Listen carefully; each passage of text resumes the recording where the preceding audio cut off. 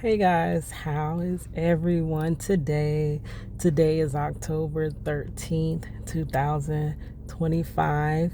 Um, I am at the library. I am just trying to, it is Monday, and I work like Tuesday through Saturday. I really want to soon get out of working on Saturday. I don't want to be working on Saturday. But for now, I have to work to live and live to work. Hustle hard until it hurts. Work my fingers all the way down to the bone. And once I pay my bills, ain't got none to come home with. So, yeah, I'm trying to learn how to live my life in between the margins of work. Um, it is very difficult. It is very difficult to have work-life balance. But I struggle to find it. So the thing is with me, I have to plan for my week. When I don't take these times to get out of my house, because my house is, I get right back to that in a moment. But for me to, excuse me, for me to move forward and not be stagnant, I have to steal away and take time for myself. It is impossible for me to do the things that I need to do in my own house, which is that's crazy. But I have to take time away, get away from everybody, and catch up on what I need to plan out my week and things like that. So I get out to the library. So that's what I'm up here doing. Um, so I'm getting back to this Chosen One channel. Y'all, I just thought I was cursed until I just screamed out to the Lord, "What is wrong with me?" And upon doing that, he answered. He started showing me. This was at 40. At 40, it's like he started peeling back layers and showing me the reason my life, one, I can never reach my goals in life, and two, why I stay stagnant, and why no matter how much I do for others and pour into their cups until I am completely dry and empty, they discount it and pour drops, just little droplets. Like, say I had a whole pitcher and I was pouring into them, and then they came back with a little droplet and poured into me with that drop. Like, no, never mind. I just gave them 2 drops. They consider that pouring back into me. So I'm left empty, drained, depleted, and significantly behind in my life.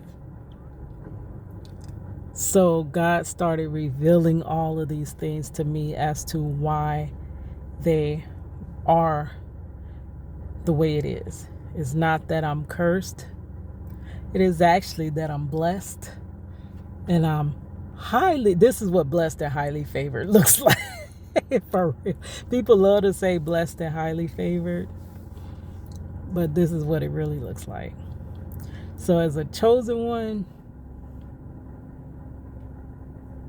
and it took me a while to even, like, I have consumed so much chosen one content, and I have been consulting with the Lord so much before I even decided I was going to even use that label, because everybody's placing that label on themselves.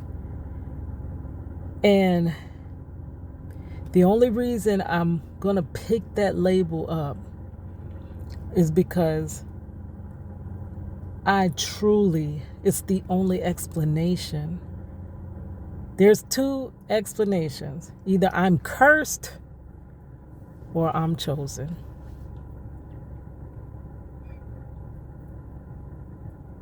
And I know I'm not cursed. I know now. Thank you, Lord, for revealing that. So the latter is true. I'm chosen. And in this chosen one journey, you go through so much. You go through lack of support, nobody, almost not even a soul. And I can't say that without, full-hearted, truthful. There are strangers that support me.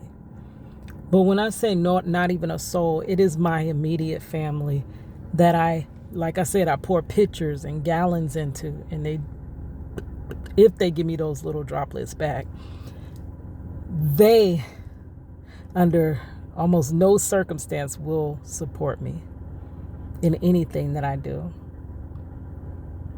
Right? I remember when I was in college, and I was much older student in college, and it was coming to the end of college, and it was like your whole career was coming down to this point, your whole school career and your career forward for you.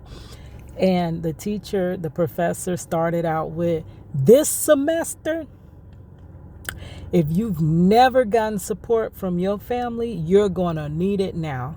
And I told myself, dang, I'm screwed.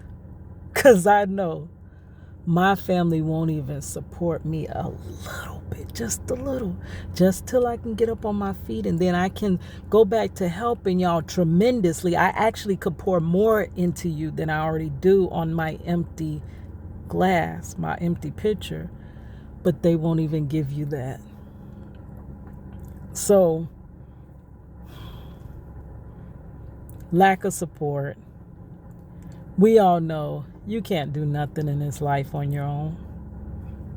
I know lots of people try to make it seem like they've done everything from here in between on their own. And that is a lie from the pits of jail. Nobody reaches success on their own. Somebody gave them an opportunity, supported them, like even these YouTubers, all these big YouTubers, none of them made it on their own. People had to watch their content. If they didn't watch their content, they would be me, a person who people don't watch their content. You would be uploading, and nothing. You would not be monetized, just as I'm not. You wouldn't, nothing without the support of your viewers. Any business owner, you would not be a business making money if you did not have clients supporting you and people spreading the word about your business through word of mouth. Nobody makes it on their own. Everybody has had the support, and you don't need the support of everyone. You just need the support of a few loyal ones until you can get whatever you're doing up and off the ground. And then it can take hold and it can change your life. And if you're chosen one, most likely you're trying to change everyone's life around you. You're the one that everyone goes to when they cannot figure things out. When they have problems, you're the first number, like on first speed dial, to call. You have a problem, baby.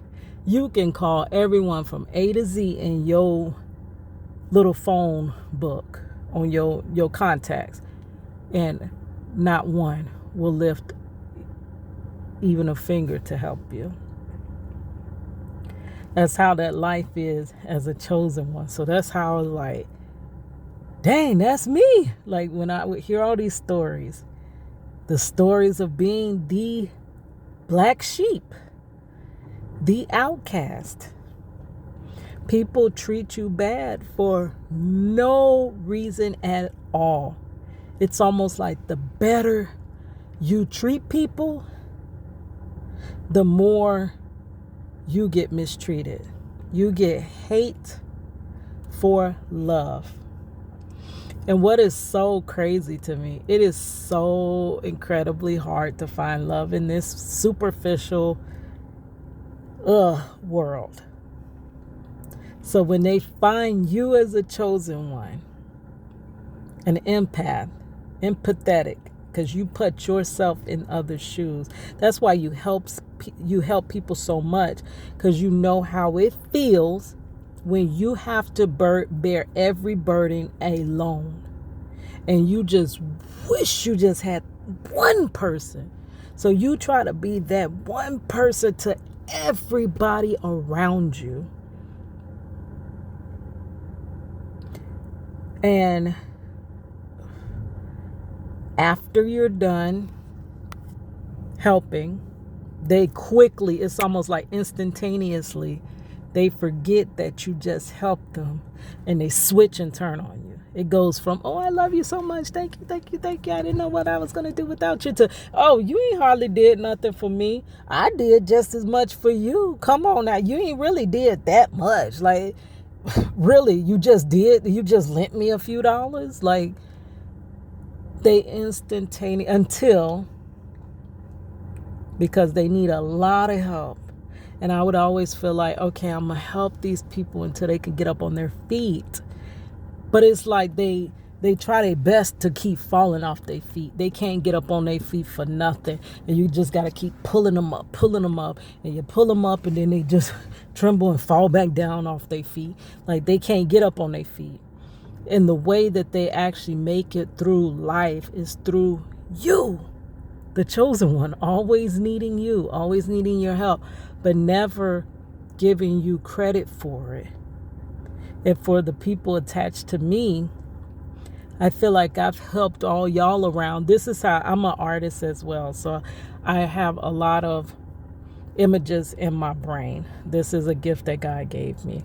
So the way I see it, and I make so many analogies. I love analogies because sometimes I feel like I can't explain myself. But if I give you an analogy, you'll know exactly what I'm saying. It's like a ladder. And everyone, I was helping them all get up the ladder. Like, here, get up on my back. Get up on my back. Look, step on my head. Like, if you just put your foot right here, I can help you up the ladder. And I do that for everyone around me. And now they're up the ladder and I'm seeing them and I'm like, okay, I'm reaching up my hand. Now pull me up. Pull me up. And they look down at me like, if I pull you up, I might fall. I'm like, hold on now. You're only up there because I consistently was helping you. Like, it's now your time to help me because I need you now. And you're just left there with your hand in the air. Like that's how it is as a chosen one. So, black sheep, hateful love, always misunderstood, your things that you do intentionally from the pureness of your heart because you love the person, they'll misconstrue it. Anything you say will be misconstrued. Like in the court of law, anything you say will be held against you. In the court of chosen one versus that's that narcissistic energy, anything you say will be misconstrued and used against you in their court. And the problem is because it's easy to say just walk away from them, but this spirit usually lives in the ones that are closest to us and the ones we love the most. That's why the people you love the most will hurt you the most. Yeah, and then they don't even notice that they're hurting you. They don't even notice. And then they look at you and judge you like you're 40 something. Like you ain't did nothing in your life. Baby, yes, I didn't get to do much, but for all that time that I was out there giving my time, space, energy, money, everything to others, and I still got to the point that I'm at, it's literally, to me, it is a testament to God. It is a miracle that I got anywhere, because I have always been helping others. I would help you. I would have the biggest problem in the world, and you got a problem. My nature is to drop my problem, tend to your problem. You say, okay, if you help me, I'm going to help you. And then I help you. And then when it's time to help me is, oh, gosh, I'm just so busy. Oh, I'm tired. Okay. Like they don't come through. It's not reciprocity at all. It isn't. So all of that boils down to, if you boil it down to its smallest molecule, is basically people pleasing. Even though you're not doing it just to get something back, you're doing it out of love because you love these people. But no matter how you try to please them, and no matter what amount that you give and sacrifice from yourself, they're never pleased. It's like it didn't even happen. You ain't hardly did nothing for me. So I, in my big old age, like they say, of 44, am struggling to break free from the ones I love the most, but like anchors have been holding me down the most, and not in a good way of holding me down. So I know I have to get out of my household, take time for me first, learning, and then also putting things in order. God first. So he has to be first in my day. I don't even get out that bed without meditating, praying, and reading a couple chapters from the Bible. Then my feet can touch the ground. It's not go through my day and say, oh, I'm going to do it later when I get home. No, first.